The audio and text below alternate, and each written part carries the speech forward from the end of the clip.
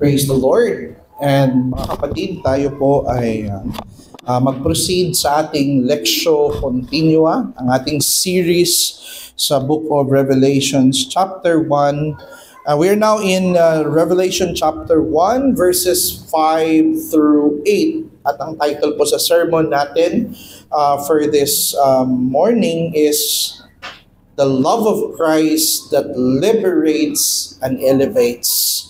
Babasahin ko po siya sa ESV version.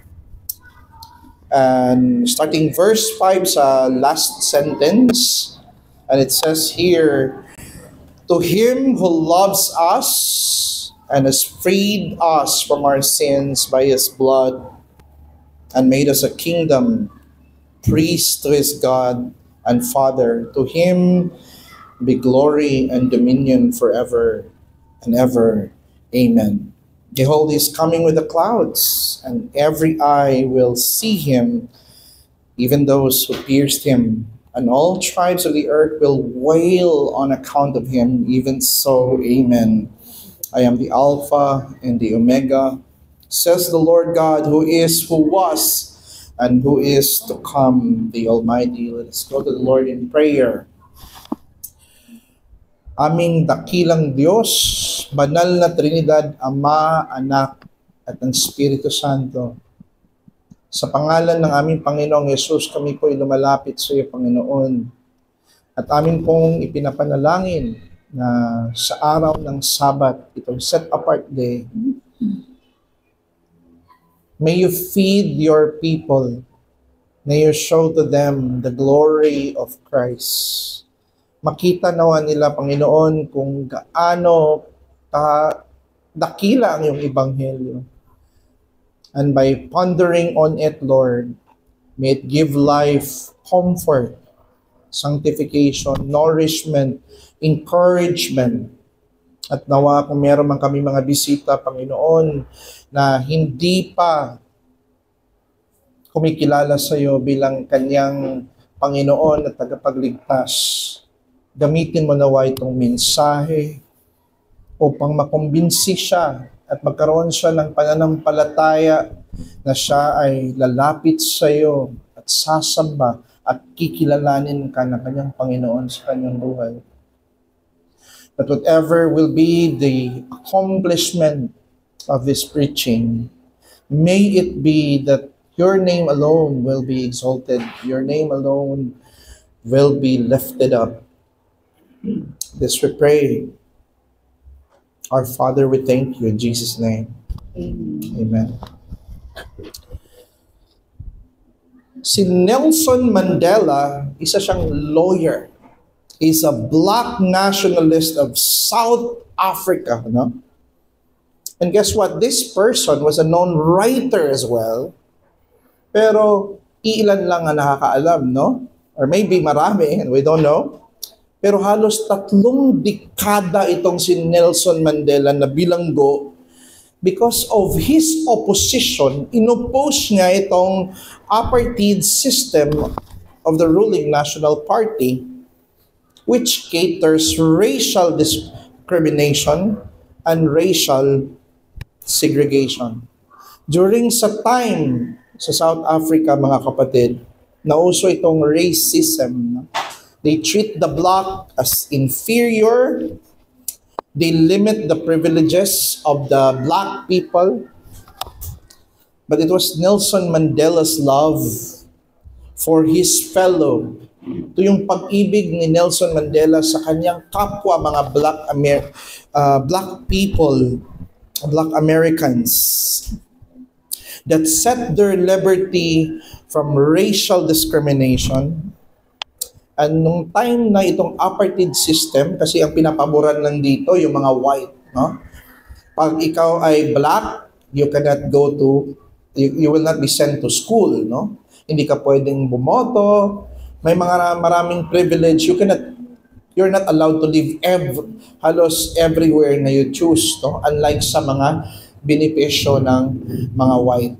So, kawawa ang mga black people during this time, mga kapatid. Pero dahil kay Nelson Mandela, sa kanyang leadership, he became the first president sa kanilang lugar na black. At na-overthrow itong tinatawag na apartheid system. The black people then, nung nangyari ito, they were no longer subject to inferiority. Di na sila tinitingnan with scorn by the white. Ang race nila, nabigyan ng mga maraming opportunity, they got elevated than before. Pwede na silang bumoto, access sa education, and to live everywhere. At ang mga historians ay nilolocate nila na ina-ascribe nila na dahil ito sa leadership and heroism of Nelson Mandela. In fact, ang isang poet na si Maya Angelou, isa sa pinakasikat na poet, nagsulat siya ng isang poetry na dinidedicate niya sa tribute nung namatay si Nelson Mandela. Sinabi niya, "No sun outlasts its sunset, but will rise again and bring the dawn. Yes, Mandela's day is done, yet we, his inheritors, will open the gates wider for reconciliation." The great love of Nelson Mandela to his fellow South Africans gave them freedom and enhanced the standing of the black people. At nung nagponder ako habang nagbabasa ako sa mga biography ng ganito, mga kapatid, di ko mapigilan yung sarili ko na ang pag-ibig na ito tila ay umuugong sa dakilang pag-ibig ni Kristo na makikita natin sa text. Ito'y pag-ibig para sa mga hinirang na ipinapakita sa Book of Revelation. At ang mensahe natin for this morning is this: the love of Christ demonstrated through His death not only liberates sinners, not only gives them freedom, but it also elevates their spiritual status. Sa Tagalog, ang pag-ibig ni Kristo na ipinamalas sa kanyang kamatayan ay hindi lamang nagpapalaya sa mga makasalanan, kundi nagpapaangat din sa kanilang spiritual na katayuan. And two things here na titingnan natin for this morning. First, the love that liberates, and the next one will be the love that elevates, no? So just a recap ng last time, if you can still remember, na understand natin na itong aklat ng Revelation ay sinulat primarily para sa mga 7 iglesia na may pinagdadaan ng pagsubok. Ito yung mga churches na inuusig ng mga kaaway kasi pinapatay na yung mga apostles that time, ng mga followers. Ito yung 7 iglesia na yon sa Asia Minor. At itong Revelation, this is a vision na isinulat ni John. Intended itong libro na ito, mga kapatid, to provide hope and comfort sa mga mananampalataya sa mga iglesia, sa Asia Minor, na huwag silang sumuko despite sa mga pangamba na dulot ng kanilang madilim na sirkumstansya. We saw last time that John delivered to them ang isang pagbati, isang greetings na hindi lang nagmumula sa tao, kundi greetings na nanggagaling sa banal na Trinidad, Isang uri ng pagbati na may kaakibat na pangakot, biyaya at kapayapaan para sa kanila. Na even in this darkest time of persecution, that greetings that they can hear from the Trinity will make them persevere and fight their battles until the end. Now at this point, titingnan natin ang huling pangungusap sa verse 5 because dito tayo huminto last time. We were going to look at the love that liberates, ang pag-ibig na nagpapalaya sa kasalanan. It says here, to Him, to Christ Jesus, to Him who loves us and released us from our sins by His blood, no? So makikita pa lang natin dito sa verse 5, si Apostle John, nagbibigay siya ng doxology, no? Nagbibigay siya ng doxology to the Son of God. Ang doxology, ito'y nagpapahayag ng papuri at kaluwalhatian sa dakilang pag-ibig ni Jesus na siyang nagpapalaya sa kanyang bayang minahal ang mga hinirang ng Ama mula pa sa eternidad, no? Nais kong pansinin natin na ang pag-ibig ni Jesus sa talatang ito. Let us look at first the attitude and disposition of Christ towards the believers, o ang damdamin at pagturing ni Kristo sa mga mananampalataya. No? In this text, it says here, to Him, to Christ, who loves us. Now, nung binasa ko ito sa Greek, mga kapatid, no, as part of my exercise, Greek subject ko, na-surprise ako na ang tense na ginamit dito is a present active participle, no? Sa Greek grammar, mga kapatid, kung gumagamit ng present active participle, it implies na ang action na ginawa is a continuous action. It's a regular, non-ending action, no?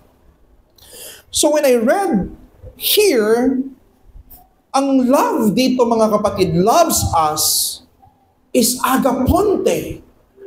Wait, this is a present active participle. Ibig sabihin na itong love na ito is a continuous kind of love, no? Hindi itong love na He loves you from a certain point in time tapos tumigil. Hindi po ganun, mga kapatid, no? To Him who continually loves us. Dapat ang rendering nga nito, mga kapatid, no? And when I look at other texts, if it supports this position, nakita ko sa John 13:1. Sinabi dito sa John 13:1, yamang minahal ni Jesus ang sariling kanya na nasa sanlibutan, sila ay kanyang minahal hanggang sa katapusan. So you see that love, no? But this love didn't even start when He was born in this world. This love can be traced back. If you're going to look at the corridors of time from eternity, doon ito nagmumula. At ngayon ay patuloy itong umiiral, no? Sa bawat isa. Kaya ginamit ni John itong Greek grammar na present active participle in Greek, agaponte. Usually agapao lang yun, agape now, di ba? Binigyan talaga ng inflection, no, na agaponte, para gusto niyang ilinaw dito, mga kapatid, na ito ay continuous form of love, no? Someday kung pag-aaral tayo ng Greek, no, siguro matuto kayo sa malalearn natin itong mga terminologies na ito. Now, John highlighted here very clearly the ever-present love of Christ for whom He died for. He loved them then, He loved them now, and He will love them to no end. Agaponte, yun po yung kahulugan ng salitang yan, mga kapatid. The kind of love na ipinamalas ng Panginoong Yesus ay hindi to pag-ibig na patay at walang patunay, no? Ito'y pag-ibig na buhay at nasaksihan natin ang pagtatanghal ng kanyang special love doon sa cross ng Kalbaryo. And every time maglo-Lord's Supper tayo, mga kapatid, yun yung sacrament na gusto niyang iwan sa kanyang iglesia. That every time you partake of this sacrament, maalala mo yung espesyal na pag-ibig ko sa iyo. So kung later on magsasakrament, magpartake kayo ng sacrament sa Lord's Supper, always remember that special love of Christ. In fact, binigay na niya sa atin yan as an ordinance because we are very forgetful, right? Pero binigyan niya na tayo ng tsansa. Now, and the special love of Christ finds demonstration by setting us free from our sins. Di ba itong sabi, no?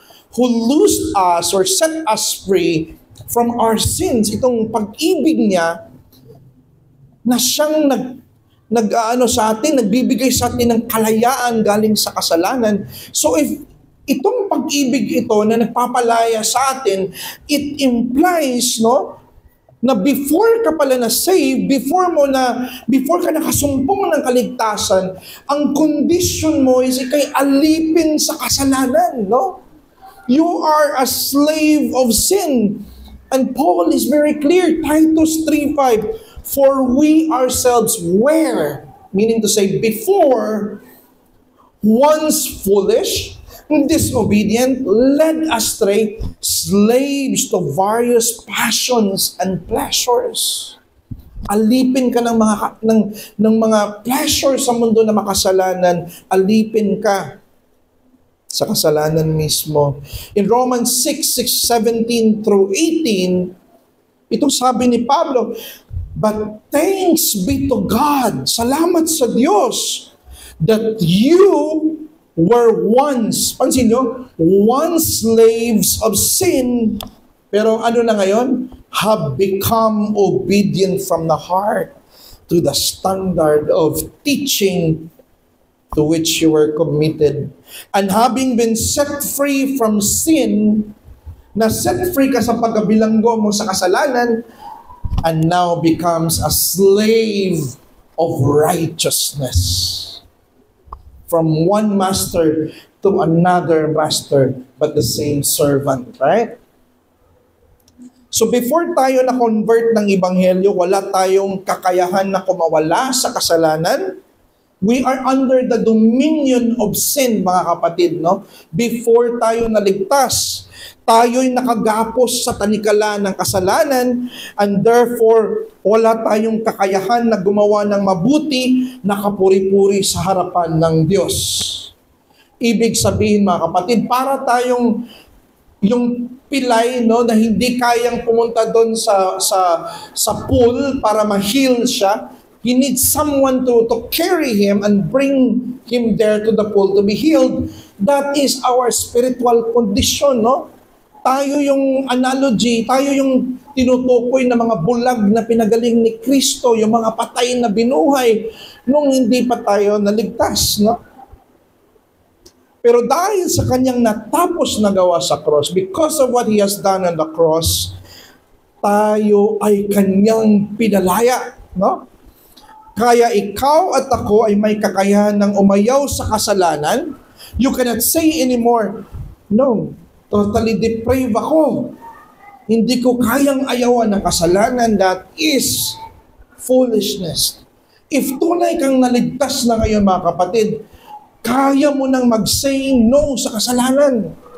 Nagkakasala ka pa din, no? Kasi in 1 John sinabi, if we say that we don't have sin, we make God a liar. So tayo pa din ay nafu-fall pa din sa kasalanan. Pero ang kaibahan ngayon is you can now say no to sin. When you are tempted, meron ka ng kakayahan ngayon, no? Kaya ano sabi ng Biblia nung hindi pa tayo naligtas? Before, when we were helpless, we cannot even help ourselves, right? Christ died for the ungodly. When we were yet without strength to say no to sin, Christ died for us, no?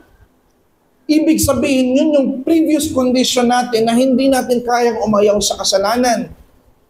We are always a slave of sin. Pero ngayon na naligtas na tayo, nung dumating na ang Ebanghelyo, may pagbabago dito na ginawa. Ang hari dito sa puso natin ay pinaalis. At ang Panginoong Hesus na ang naghari dito sa ating buhay. And Jesus answered them. John 8:34 through 36. At anong sabi?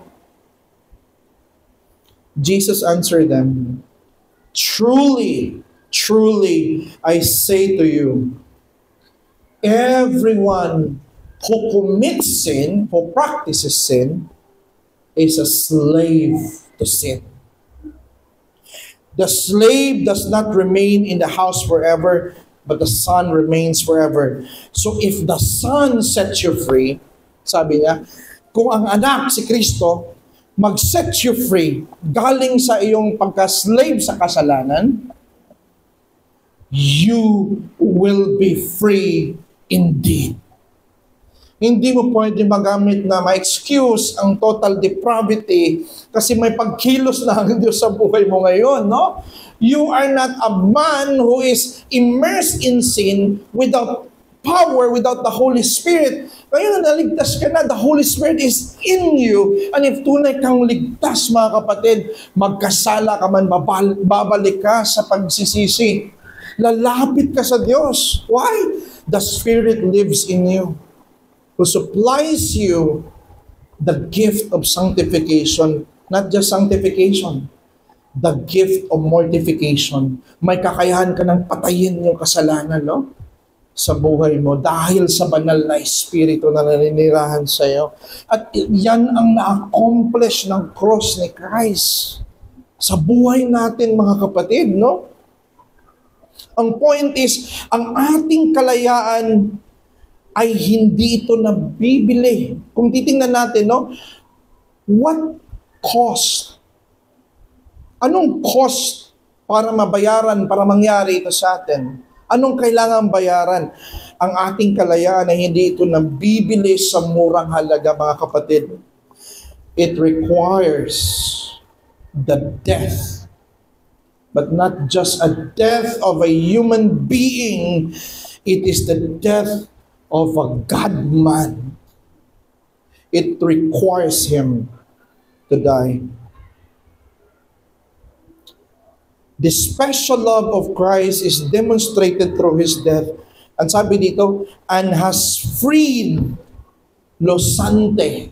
This time, ang ginagamit na tense is aorist tense. Meaning, yung one for all work na natapos niya sa cross, no? So makapansin niyo si John, aware siya sa mga tenses na ginamit niya, no? Alam niya na itong action na ito continuous, alam niya ito na itong action ito has been perfectly accomplished. Losante. He has freed us through His death on the cross. He has freed us from our sins by His own blood. And what is the cost again? Para maligtas tayo, you and me. A lot of people will say, no?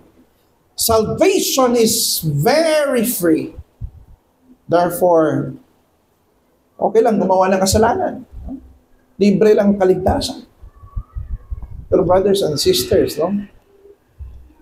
We are not redeemed by some corruptible gold or silver. We are redeemed by the precious blood of the Son of God. Napakamahal ng kaligtasan, kapatid. Ang presyo ng freedom mo, kalayaan mo, napakamahal. At di natin afford. Ang kabayaran po dito is kailangan mamatay ang Diyos. Dapat may Diyos na pupunta dito sa lupa, mag-incarnate. He has to incarnate. The eternal Logos was being praised by the millions of cherubims and seraphims and powerful angelic creatures. Kailangan niyang bumaba dito para sa iyo. Magkatawang tao. He must stoop so low and come down from His seat of transcendence. He must bend His majesty lower and lower. And that's why the book of Hebrews says, He became lower than the angels, no? Naging mas mababa si Kristo than the angels, and so low that He can reach you into your lowest point because He became just like you and me, an ordinary son of a carpenter. Come to think of it, brothers and sisters, a son of a carpenter, an ordinary man, a little infant who was born in a manger. He has reached the lowest point of humanity.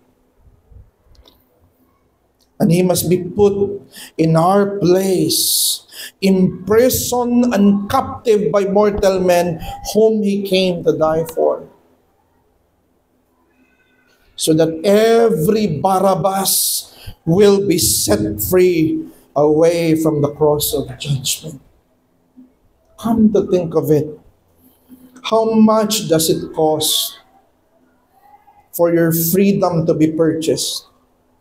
Anong dapat mong gawin? If God did not act, if God did not come down, what does it require for you? You must ascend to the highest heaven, to the highest hill. Dapat kang umakyat doon sa langit, lumapit sa pinakabanal na Diyos na di nakikita.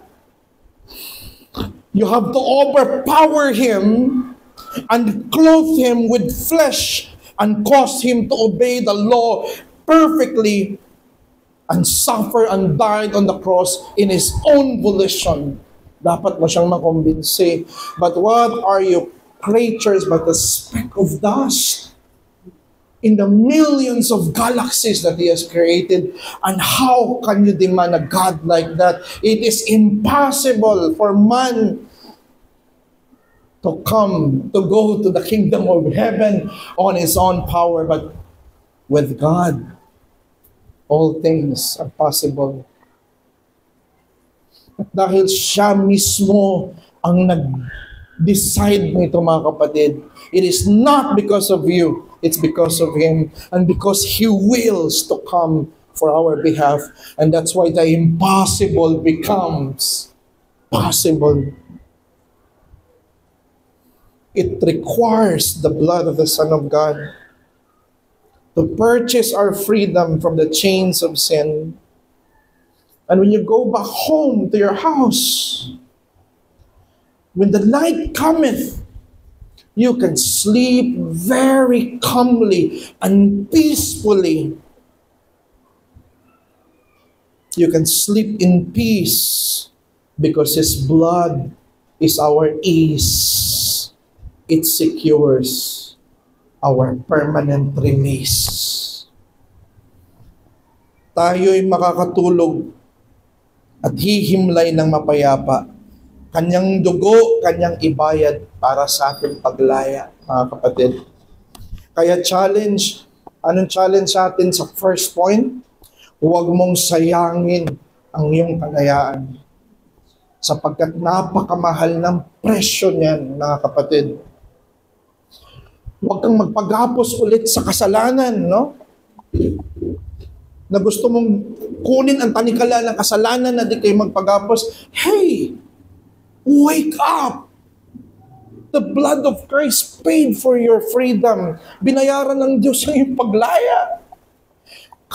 Can't you think na grabe ang value noon? At napaka-imposibleng mangyari noon. Naging posible. Tapos sasayangan mo yung kalayaan na pinagkaloob ng Diyos sa'yo. Hindi mo ipupurso ang holiness. Lalapit ka sa kasalanan na siyang nagpako sa iyong tagapagligtas. Sa Diyos na nagmamahal sa'yo. Inaalagaan, bubuhayin mo yung kasalanan sa puso mo. Huwag, kapatid. No? Because although salvation is freely given, it was not free for the one who gave it. He died. He paid something for it. Buhay niya, wholly His, has paid for it. Kaya every time ako magpapartake ng Lord's Supper, my heart is filled with emotion. Kasi alam ko yung cost, no? Itong blessing na tinatanggap ko, itong means of grace na tinanggap ko, alam ko ang kapalit nito eh. It was His death. It was His special love demonstrated on the cross. That was the payment of it. Kaya sabi ni Paul, walk as a free man. Hindi na slave sa kasalanan. Make Him your Lord. At kung may kinakausap tayo dito na hindi pa Lord si Kristo, hindi mo pa siya Savior, He's offering you this gospel today. He is a meek and gentle Savior that invites whoever believes in Him should not perish but will have everlasting life. So kung ikaw ay sasampalataya and embrace Him, ikay palalayain din niya sa iyong kasalanan. Kaya mag-repent ka. Huwag mong ibigin yung kasalanan. Ibigin mo yung nagpalaya sa iyo sa kasalanan. But here's more. His love not only liberates us, I could say to my Lord, Lord, sufficeth thou that you have liberated me. Sufficeth thou that you've given me life.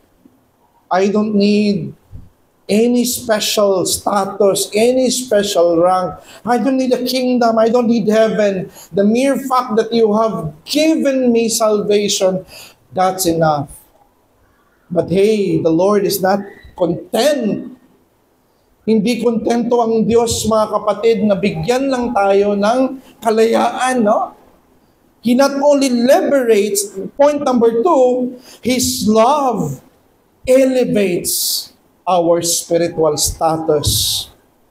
Ano sabi sa verse 6? Revelation 1:6, and made us, look at your Bible, verse 6, and made us a kingdom, priest to His God the Father, to Him be glory forever and ever.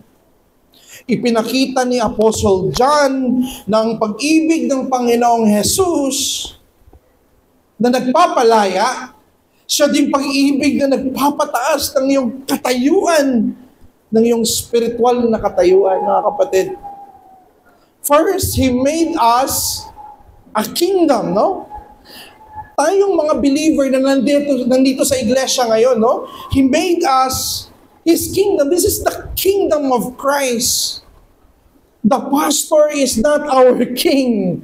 The members are not our king. The deacon is not our king. Christ is our king. When we're here in the church, this is His kingdom on earth. At siya yung hari na ating sinasamba dito, mga kapatid, no? Christ made the believers His kingdom. Tao, He made us His kingdom. Ginawa niya tayong kanyang kaharian. At ang iglesia na umiiral dito sa lupa ay nasa ilalim ng kanyang paghahari. Kaya napakalaking comfort sa atin, sa mga iglesia na sinusulatan ni Juan. Imagine mo, sinusulatan niya yung mga iglesia na inuusig ng mga kaharian ng mundo, no? Na mga armies, ng mga Romans, mga kapatid. Pero the mere fact that they will hear this truth, wait, He made us His kingdom, right? And if we are the kingdom of our Lord Jesus Christ, napakalaking comfort nito.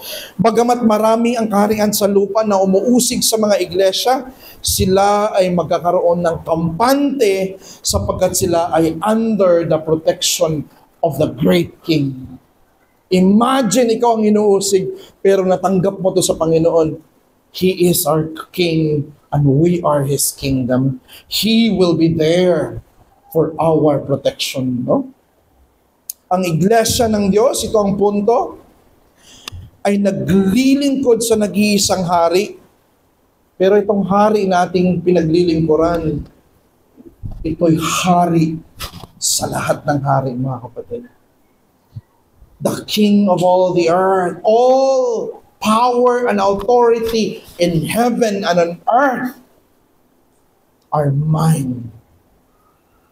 Go and preach the gospel to all the nations. Kita niyo yun, mga kapatid? Nasa authority ni Christ ang lahat ng mga kaharian. At dahil siya'y hari ng mga hinirang, He will be there to protect His church. And come to think of it, if He died for the church, then He will preserve her, no? He will keep her and protect her. Sabi ni Paul sa Romans, if through his weakness, Nung nandun siya sa cross, no? He loves us and keep us, no? He was even praying for the disciples and those who will come after. Pinagpipray ni Christ in His weakness, mga kapatid. During sa time ng kanyang humiliation, how much more now that He is exalted in the heaven of heavens, reigning, making everyone His footstool. If in His weakness, He saves you and keeps you, how much more now that He is exalted and glorified. How comforting it will be for you, kapatid. At napaka-amazing nun. Dati kung makita ko ng mga napaka-kahanga-hanga na mga company, I always said, sana makapag-work ako sa company na yan. Parang tumataas ang status ko, you know. Hey, I'm working here. Ang sarap. Yun ang sabi ko. Pero imagine mo mga kapatid, we belong to the kingdom of the King of Kings and the Lord of Lords. Tayo mismo ang kanyang kaharian. Naghahari na siya dito sa atin, sa puso natin, spiritually. And in the future, magiging i-reveal na niya ito more clearly, makikita na natin yung tunay na kinang ng kaharian niya. We will be glorified someday. Ang mga hinirang, but not only that, no? At dahil siya ay, ipinakita din ni Juan, no, na ang mga hinirang, hindi lang niya ginawang even kings, no, sa kanyang kaharian, no? Ginawa din niya silang mga saserdote, no? Ginawa silang mga priest o mga pare sa tunay na Diyos. We thought before na pag ikaw ay nandun sa Katoliko at nag-wear ka ng white robe hanggang sa paa mo, yun ang pare. Pero mga kapatid, lahat ng mananampalataya sa Panginoong Jesus, lahat ng mga hinirang, you are a priest of God. And just as only the priests in the Old Testament, only ang mga priest lang sa Old Testament can offer praises and thanksgiving to God and could ask for forgiveness. Pag hindi ka pare, hindi ka makakapunta sa loob ng templo, hindi ka makaka-offer ng iyong praise offering, thanks offering, ipapadaan mo sa mga pare, right? And you're not allowed. You're even gonna wait for a year para dumating yung Day of Atonement, no? You cannot do it every day. You cannot even do it every Sunday. May mga daily forgiveness of sin through sa mga sacrifices, daily sacrifices, no? Pero pare lang. Sila lang yung maka-offer nito. But now that you are in Christ, dahil sa pag-ibig ni Kristo, nagiging pare tayong lahat na sumasampalataya sa Kanya. So all of us na kabilang sa bagong tipan, tayo ay malayang makakalapit at makakasiguro ng bawat pag-awit natin sa iglesia, kahit pangit yung boses natin, at ang bawat pagsunod natin sa Kanya, ay certain na Kanyang tatanggapin kahit gaano kapayak ang ating obedience sa Kanya. We are all praise to God. Napaka-comforting, no? Na kahit wala ako sa tono kumakanta, tinatanggap ng Diyos. Because of Christ. Ang mga hinirang ay may katiyakan na ang kanilang pagsamba at pagsunod sa Diyos ay tatanggapin ng Ama dahil kay Kristo. Wala pong nasayang sa pagpunta ninyo dito kahit maulan. Lahat ng effort natin, ito yung comfort, na ginawa na posible hindi hayag sa nakakarami. I believe all of you, meron kayong ginawang effort sa Diyos na di possibly hayag sa iba, no? Na kayo, ikaw at ang Diyos lang ang nakakaalam. Pero ito'y Kanyang nakikita at siya'y nalulugod dito sa iyong pagsamba sa Kanya. So ang pagpunta ninyo dito sa iglesia, kahit malayo, kahit costly na gumagastos kayo ng gasolina, kahit nakakapagod, lahat ng sacrifices mo kapatid ay nakikita niya at siya'y nalulugod dito sa iyong spiritual na serbisyo sa Kanya. You are a priest of God. And all these benefits, tandaan natin, ay ating tinatamasa. Babalik tayo sa unang linya ni John. To Him, to Christ be the glory. Dahil sa death ni Christ, oh, that you may see with your eyes how beautiful the gospel is. Napakaganda ng Ebanghelyo. Nawa makita natin ito sa ating buhay at magpalakas nawa ito sa atin. To end my case, during the Second World War, nung panahon ng pamumuno ni Hitler, mga kapatid, may mga grupo na mga American soldiers na pinahirapan during the prison camp. No? Malala ang kanilang na-experience during sa time ng mga Nazi. Buong araw sila nagtratrabaho, naghuhukay gamit ang kanilang mga pala. And after that, after ng buong araw na pagtatrabaho na yun, napakapayat na nila, no? They're going to return their shovels, yung kanilang mga pala, and give an account. Now, here's the thing. This was a story by Charles Colson. Nung time na matapos sila, mga kapatid, nung isinuli na ng 20 soldiers, ang kanilang pala, nung binilang siya ng mga jail guard, it turned out na 19 lang ang pala na isuli.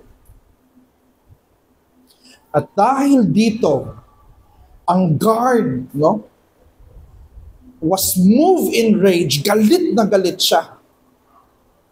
Sino ang kumuha ng pala sa inyo?